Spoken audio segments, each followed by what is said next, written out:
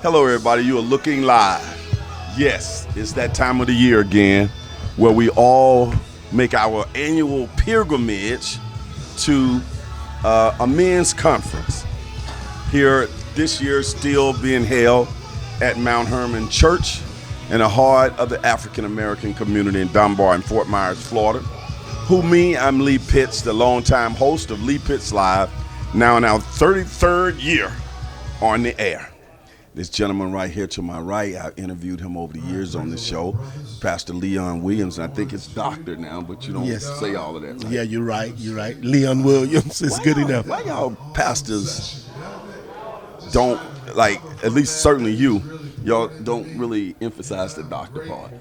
Well, sometimes it can convey a message that we don't want to convey. You know, we just appreciate God for doing what He does in our lives, and then you have a lot of pastors who use it to elevate themselves. And so I don't want to give that impression. Yeah. I did work hard to achieve it. That's right.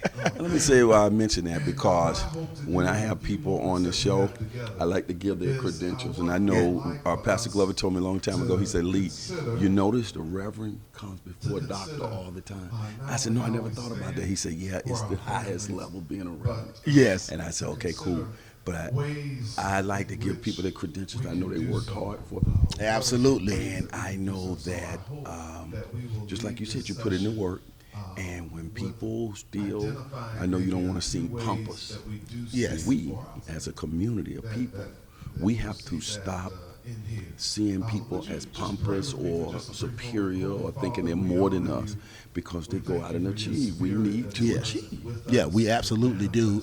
It is important for us, particularly as leaders in a community, to achieve a certain level of knowledge of whatever profession you're in. That's right. It gives credence to not only your person, but your community. Mm-hmm. And going back in history, there was a time when people like yourselves could not even open up a book and read. Absolutely. In this country. Oh, man. And now to go on to become a doctor of theology. I think Yes. that's what it was. Yes. I don't know if I told you this as we get into Every Man Can Conference 2024, and with the topic being Stand. I lived in a theologian dormitory in graduate school, ITC. Oh, really? In Atlanta? Yes. I was working on my master's degree in business, and one summer, the dormitory that I was living in, the traditional dormitory, was closed that summer, but I wanted to stay for summer school. Yes. And I would have to get an apartment off campus, and I was so poor then I never lived off campus in college. Yes. Undergrad or grad, I stayed in a dorm. Yes. And I went down the street to ITC, and they said that I wasn't a theologian student, but I could stay there for the summer. Wow. And I had to conduct myself in a mannerable way and all that stuff. So Had to act like a preacher. You had to act like a preacher. Yeah, and all of them were getting their doctorates and things of that nature. But on the weekends, they would leave to go, they had churches. Yes. They would come there on the week, and on Thursday, they were out of there. Yes. So I got to know, and I was a young grad student in my early 20s, and I got to grow up with them. Wow. And it was very educational for me in the sense of I saw all the hard work they put in. Yes. See, and then so now as I matriculate, not knowing that was going to benefit me, and I see all of you have your degrees and things of that nature, I know the work that y'all put into studying absolutely. that Bible, Yes, and sir. studying all man's religion. Yes. And y'all walking around like little geniuses there.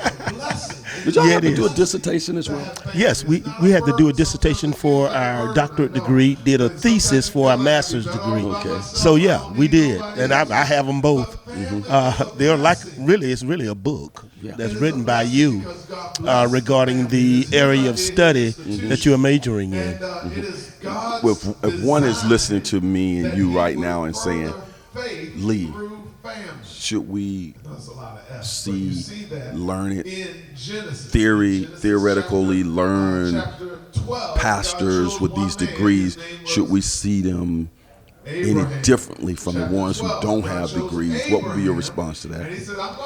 I don't think we should see, as a pastor, us differently than a person who don't have a degree, because as you mentioned earlier, Reverend always come before the doctorate degree. And it's God's call on an individual that is what's most important. Some of us, God lead us to study more diligently, I think, because of the destiny he has for us. And so God is directing each of us to the place where he would have us to end up being. And so he encourages us, motivates us to, and give you that drive to want to study more.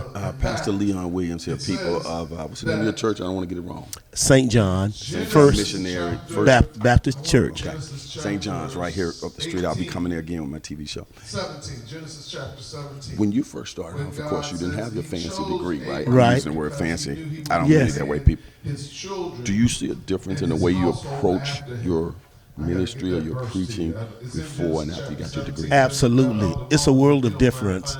I often say to people, I have lots of mentors, and of course, many of them are persons whom I followed or allowed to mentor me when I was a younger preacher.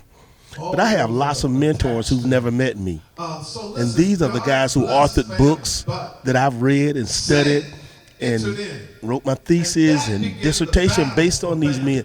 Those men mentored me and don't even know me. So that distinction helps set you apart from persons who may not read. I often say for people who read, you can visit places through reading books that you may never visit in person. Yeah. I do that as well in books, also do it in movies. Yes, And absolutely. I'll be watching a movie, a Tom Cruise movie or something, Yes. and I say, hey, I like that country right there. Right. Yes, sir. You are going to, But it took time. what is, I see right here, let's see him in the program. You are going to be one of the presenters today, right? Yes.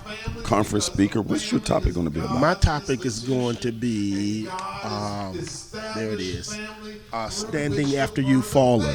Okay. This is a unique topic, but what it helps us to understand is we're fallen people. We live in a sinful world. We have a sin nature. So how are we going to overcome becoming prey to our weaknesses? And so if just so happen that I make a mistake, I do something I shouldn't do, what is the outcome of that? Am I able to rebound from that? Am I able to get up and move forward despite, the error, the mistake I've made? When people leave your section of the conference, what do they hope that they take from your presentation? That God is a God of another chance. That he gives us opportunities to rebound, reconnect with him, and move forward in life. Learn from those mistakes so that we don't repeat the same things over and over again, but we learn from them and we get better. Outstanding. Now, today you've been able to observe the early portions. Yes. Me and you have seen each other here over the past 3. Yes. This is the third one. Yes. It continues to get better. Yes. I thought that this morning was so powerful to kick off. Yes. I thought it was so powerful the way everybody seemed to be moved by Pastor Field's presentation on the altar call. I don't see these every day like you. Was that unique? Was that special? That was special this morning. Dr. Field, of course, he's a great communicator, and his presentation of the word touched hearts, and it was obvious that people were moved by his presentation, and then just the atmosphere. There was something electrifying. There was a move of God. That's what we would say in the atmosphere through his preaching. What should we take away from this conference in the sense that I see clergy on the program from all different types of churches, from all around the community coming together on one accord. I see different people here from all these different churches. It's just such a unifying approach. What should we take from this? I think that's the goal of Pastor Dr. Glover's is how can I say this? His aim is to bring churches from different denominations and those distinctions that sometimes separate us. He wants to bring us together and unify us as opposed to separating us. And I think that's really important because there is a common goal, and that is for us to serve God, obviously, but also to be of benefit to the community. And regardless of whether or not I'm Baptist, Methodist, Pentecostal, or whatever other denomination, our goal is to benefit the community, to benefit people as agents of God. That is something that we all should take from today's experience. I want people to know that I am really enjoying this. I come here, of course, to do the media thing, but I always walk away emboldened. I've learned something. Yes. And as long as we are learning and working together, it makes our society a better place to work, live, play, grow, and practice our spirituality.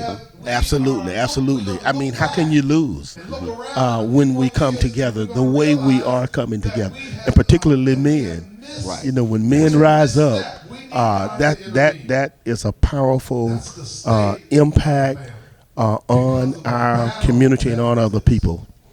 That has a powerful impact. Pastor, I want you to take 30 seconds. Look into that camera and say something to the men out there. Well, men, I would like to encourage you that to be a part of this men conference is a game changer. And it can change your outlook and your perspective on life as a man. So whenever you have opportunities to participate, please come and allow God to use His word to change your life. Couldn't have said it better myself. We're here at the men's conference at Mount Hermon Church in Dunbar, in Fort Myers, in the Dunbar community.